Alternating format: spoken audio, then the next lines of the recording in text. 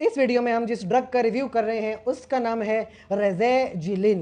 रेज़ेजिलिन एक generic name है और मार्केट में जो इसके ब्रांड्स हैं, जैसे रेज़ाजिन के नाम से ये ड्रग मार्केट में आती है, इसके अलावा रेज़ागिल के नाम से मार्केट में आती है, एजिलोटाज के नाम से भी मार्केट में अवेलेबल है, रेलजिन के नाम से मार्केट में आती है। यानी कि इस मेडिसिन के मार्केट में मुख्तलिफ ब्रांड्स हैं जिससे ये मेडिसिन फेमस है।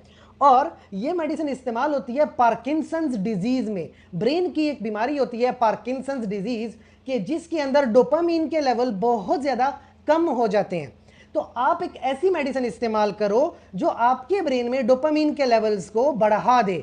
जैसे रेज़ेजिलिन एक मेडिसिन है, ये क्या करती है, एक एंजाइम होता है मोनोअमीन ऑक्सीडेज, उसको बंद करवा देती है। तो जब मोनोअमीन ऑक्सीडेज बंद हो जाएगा ना, तो ये एंजाइम डोपामीन को तोड़ नहीं पाएगा क्योंकि एंजाइम तो बंद हो गया। तो जब ये एंजाइम बंद होगा तो डोपामीन के लेवल्स बढ़ेंगे।